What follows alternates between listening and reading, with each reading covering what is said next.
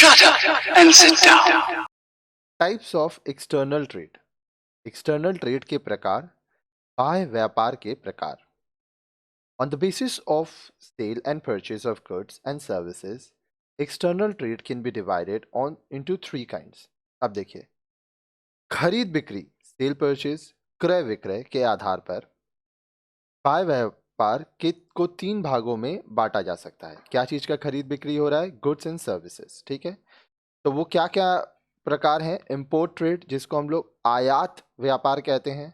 Export trade, जिसको निर्यात व्यापार कहते हैं। एक्सपोर्ट इंपोर्ट हम लोग वर्ड सुने हैं, इंपोर्ट आयात, एक्सपोर्ट निर्यात। फिर आता है एंट्रीपोर्ट ट्रेड, जिसको पुनर्निर्यात कहते हैं। ठीक है, ये क्या होता है हम लोग अभी एक एक करके पढ़ेंगे।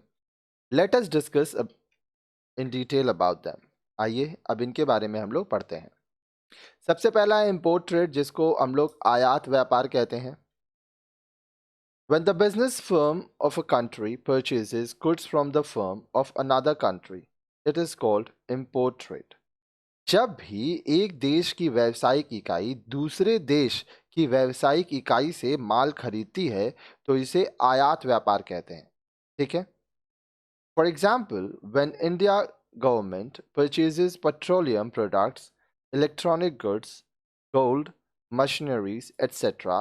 from other countries, it is termed as import trade.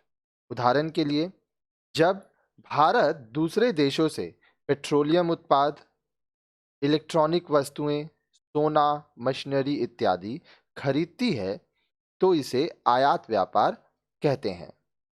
Export trade, when the firm of a country sells goods to a firm of another country, it is called export trade.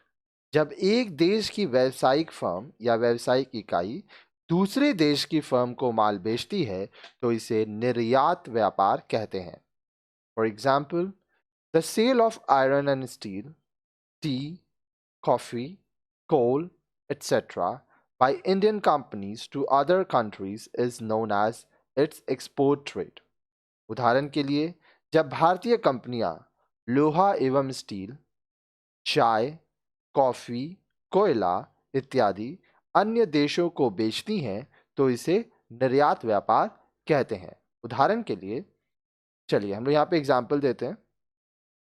India, ठीक है, अब मान लीजिए यहाँ पे हम बोलते हैं दूसरे देश का नाम श्रीलंका। ठीक है, अब जब श्रीलंका से इंडिया सामान खरीद रहा है, ठीक है, तो इसको हम लोग कहेंगे इंपोर्ट ट्रेड। ठीक है, जब इंडिया से श्रीलंका में सामान बेचा जा रहा है तो एक्सपोर्ट ट्रेड। इंपोर्ट में आप सामान मंगवा रहा है देश, और एक्सपोर्ट में देश सामान दूसरे देश को बेच रहा है। ठीक है, फिर आता है एंट्रीपोर्ट ट्रेड, जिसको हम लोग पुनर्निर्यात व्यापार कहते हैं। ध्यान से समझिएगा। When the firm of a country import goods for the purpose of exporting the same to the firms of some other country with or without making any change, it is called entreport trade or re-export trade for that country. ध्यान से समझिएगा। जब एक देश की व्यावसायिक firm दूसरे देश की फर्म से वस्तुओं का आयात कर परिवर्तन के साथ अथवा बिना किसी परिवर्तन किए किसी अन्य देश को निर्यात करती है तो इसे पुनर्निर्यात व्यापार कहते हैं। ध्यान से समझिएगा। आप इंडिया में रहते हो, ठीक है, मान लीजिए दूसरा देश है श्रीलंका और तीसरा देश है, मान लीजिए हम लोग लिखते हैं बांग्लादेश। आप क्या किए, पहले श्रीलंका से आप कोई सामान मंगाए, ठीक है, तो आप इंपोर्ट किए, अब इसी सामान को आप बांग्लादेश में बेच दिए, तो ये हो गया एंट्रीपोर्ट। अब ये जो सामान आप श्रीलंका से मंगाए, हो सकता है आप मंगाए हो और उसमें कोई बदलाव नहीं किए, आप डायरेक्टली बेच दिए, या हो सकता है आप मंगा के उसमें कुछ चेंजेस किए फिर बेचे, तब ये एंट्रीपोर्ट कहलाता है। For example, if an Indian company imports rubber from Thailand and export it to Japan, it is called entreport trade for India. उदाहरण के लिए, भारत की एक कंपनी थाईलैंड से रबड़ का आयात करती है, इंपोर्ट करती है, और उसका जापान को निर्यात कर देती है, एक्सपोर्ट कर देती है, तो यह भारत के लिए पुनर्निर्यात एंट्रीपोर्ट ट्रेड होगा। Now you must be thinking why India comes between Thailand and Japan. अब आप ये सोच सकते हैं कि भारत थाईलैंड और जापान के बीच में व्यापार कैसे कर रहा है। Why doesn't Japan directly imports rubber from Thailand. Japan directly Thailand से रबर क्यों नहीं मंगा रहा है। Let us see what could be the possible reason for this. आइए देखते हैं इसका क्या कारण हो सकता है। आप ये सोच सकते हैं कि डायरेक्टली मंगवा लेता तो उसको फायदा रहता। अब देखिए, a country can not import goods directly from other because of the following reason. एक देश दूसरे देश से सीधे आयात नहीं कर सकता। इसके निम्नलिखित कारण हो सकते हैं। The exporting country may not have any accessible trade routes connecting the importing country. हो सकता है निर्यातक देश के पास आयातक देश के साथ जोड़ने का व्यापारिक मार्ग ना हो। कहने का मतलब, अब देखिए, इंडिया था, ठीक है, थाईलैंड, जापान। अब हुआ क्या कि थाईलैंड से इंडिया माल आया, फिर यही माल जापान चला गया। अब डायरेक्ट हो सकता है थाईलैंड और जापान के बीच में कोई ट्रेड रूट ना हो, व्यापारिक रास्ता ना हो।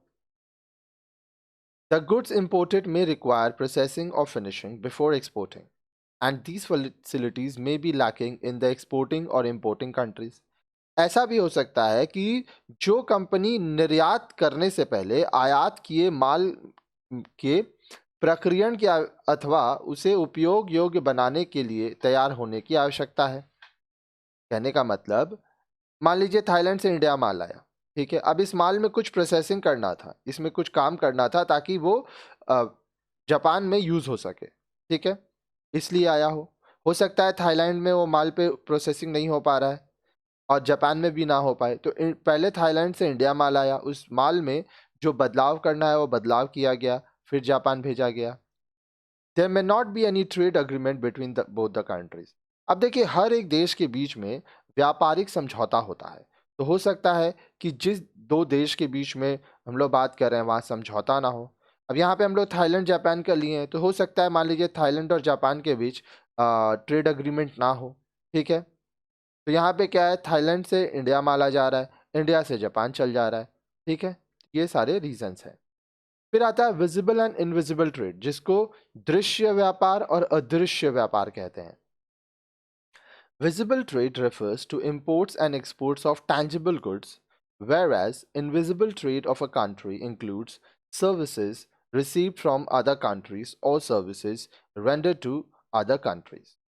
दृश्य व्यापार, विजिबल ट्रेड का मतलब हुआ टैंजिबल गुड्स, भौतिक माल का आयात निर्यात, import export of tangible goods, जबकि अदृश्य व्यापार से दूसरे देशों से सेवाओं को प्राप्त करना या फिर दूसरे देशों को सेवाएं देना यह शामिल होता है। Shipping and insurance services, service to foreign tourist, services of foreign technician, interest on loans etcetera are some of the example of invisible trade. अब देखिए, जहाजी या बीमा सेवाएं, विदेशी पर्यटकों की सेवाएं, विदेशी तकनीशियनों की सेवाएं, ऋण पर ब्याज, इंटरेस्ट ऑन लोन आदि अदृश्य व्यापार, इनविजिबल ट्रेड कहलाते हैं। ठीक है, अब नेक्स्ट वीडियो में हम लोग पढ़ेंगे इंपॉर्टेंस ऑफ एक्सटर्नल ट्रेड के बारे में।